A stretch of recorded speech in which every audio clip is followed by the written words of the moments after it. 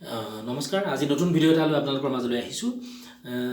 আমি বহুতৰে কেতিয়াবা মনত প্ৰশ্ন কিছুমান থাকে যে আমাৰ লক্ষ্য স্থানত উপনীত হ'ব পৰা নাই বিভিন্ন অসুবিধাৰ বাবে কাৰোবাৰ আৰ্থিক অৱস্থা ভাল নহয় ঘৰত টকা পইচা নাই সা সুবিধা পোৱা নাই তেনেকৈ বিভিন্ন কাৰণত কয় যে আমি লক্ষ্য স্থান পাবলৈ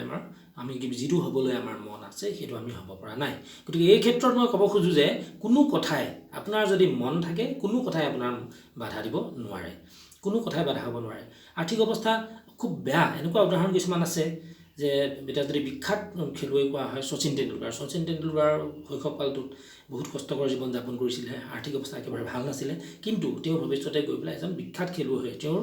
একাগ্ৰতা আৰু তেওঁৰ যিটো ক্ৰিকেটৰ প্ৰতি তেওঁ যিটো পাগলপন আছিল সেই পাগলপনৰ কাৰণে তেওঁ সফল হ'বলৈ সক্ষম হৈছিলে গতিকে আপোনালোকে লক্ষ্যস্থান পাবলৈ হ'লে আপোনালোকে প্ৰথমেই আপোনালোকৰ লক্ষ্যটো ঠিক কৰি ল'ব লাগিব এটা গ'ল ঠিক কৰি ল'ব লাগিব আৰু লক্ষ্যটো ঠিক কৰি লোৱাৰ পিছতেই আপোনালোকে সেই লক্ষ্যত পাবলৈ যিবোৰ ৰাস্তা থাকে সেই ৰাস্তাবোৰ আঁতৰি ল'ব লাগিব আৰু যি ৰাস্তাৰে গ'লে সেই লক্ষ্যস্থানত উপনীত হ'ব পাৰি সেই ৰাস্তাবোৰেদি যাব লাগিব আৰু লক্ষ্য কিন্তু আপোনালোকে কেইবাটাও লক্ষ্য এটা কথা মন কৰিব আপোনালোকে কেইবাটাও যদি লক্ষ্য থাকে তেতিয়া আপোনাৰ সেই সফল হ'ব নোৱাৰিব আপোনাৰ লক্ষ্য এটা বা দুটা লক্ষ্য হোৱা আপোনাৰ প্ৰয়োজনীয় যিটো গ'ল আপুনি পাবৰ কাৰণে আৰু কষ্ট কৰি যাব আৰু এসময়ত গৈ সেই লক্ষ্যত উপনীত হ'ব পাৰিব আৰু এটা কথা যে লিখিতভাৱে যদি থোৱা যায় এতিয়া ধৰক আপুনি মনতে ভাবি আছে যে এটা আপোনাৰ লক্ষ্যত উপনীত হ'ব লাগিব কিন্তু যদি লিখিতভাৱে আপুনি আপোনাৰ ৱালত যদি মাৰি ল'ব পাৰে আপোনাৰ লক্ষ্যটো বা আপোনাৰ ডায়েৰীত যদি লিখিতভাৱে থাকে যেতিয়ালৈকে নিলিখে তেতিয়ালৈকে কিন্তু আপুনি সেই লক্ষ্যটো এচিভ কৰিবলৈ নোৱাৰে আৰু প্ৰথমে মনৰ পৰা আপোনালোকে সেই লক্ষ্যত উপনীত হ'বলৈ মনৰ পৰা প্ৰস্তুত হ'ব লাগিব আৰু তাৰপিছতহে আপোনালোকে হ'ব লাগিব এতিয়া মই এটা সৰু উদাহৰণ দিওঁ যেতিয়া আপোনালোকে পৰীক্ষাত যিকোনো প্ৰশ্ন এটাৰ উত্তৰ ধৰি লওক লিখিছে সেই প্ৰশ্নৰ উত্তৰটো লিখোঁতে আপোনালোকে প্ৰথম প্ৰশ্নৰ উত্তৰটো আপোনালোকে একেবাৰে কলমত আহেনে বাৰু বুজি পাইছেনে মই এইটো ক'ব বিচাৰিছোঁ যে উত্তৰটো আপোনালোকে কলমত একেবাৰতে লিখিব পাৰেনে আহেনে নে মনৰ পৰা আহিহে কলম হাতত লিখা যায়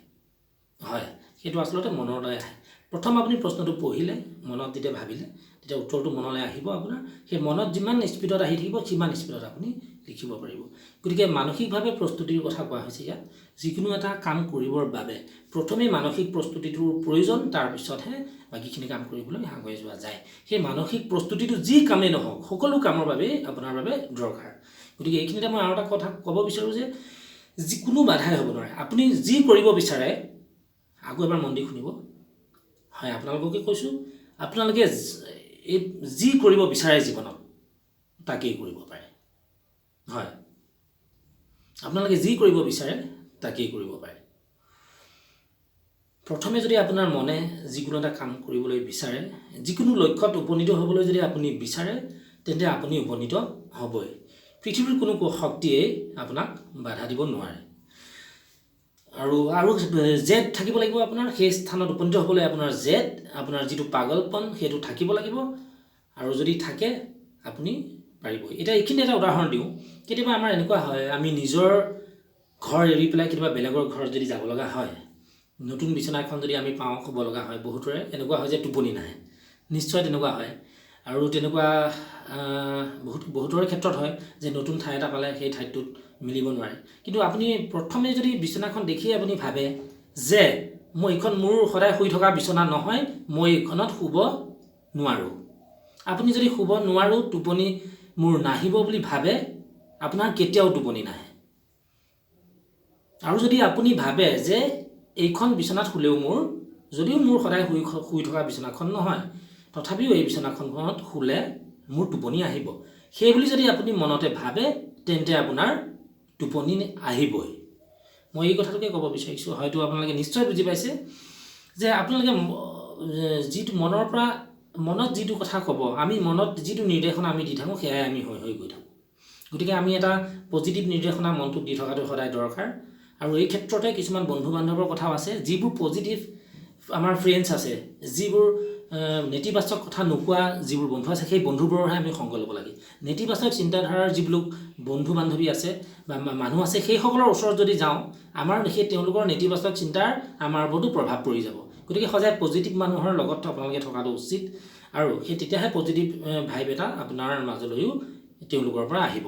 আৰু সংগৰ ক্ষেত্ৰত সদায় নিজতকৈ অলপ বেছি কথা জনা অলপ বেছি জনা যাৰ পৰা দুই এটা কথা শিকিব পাৰি তেনেকুৱা ধৰণৰ সংগবিলাকহে লোৱাটো আমাৰ কাৰণে দৰকাৰ কিন্তু এনেকুৱা কিছুমান সংগী আমি লৈ কোনো কামত নাহে আমাৰ যাৰ পৰা আমি একো কথা শিকিব নোৱাৰোঁ তাৰ পৰিৱৰ্তে আমাক ধ্বংসৰ মুখলৈহে লৈ যায় তেনেকুৱা সংগৰ পৰা আমি সদায় আঁতৰি থকাটো প্ৰয়োজনীয় গতিকে এইখিনিয়ে ক'লোঁ আজি আৰু বহুতখিনি কথা ক'ব লগা আছে আপোনালোকৰ মনত যদি কিবা প্ৰশ্ন আছে আপোনালোকে আমাক সুধিব পাৰে কমেণ্ট কৰিব পাৰে আৰু নতুন বিষয় লৈ আপোনালোকৰ মাজলৈ আহি থাকিম আজিলৈ আহিছোঁ নমস্কাৰ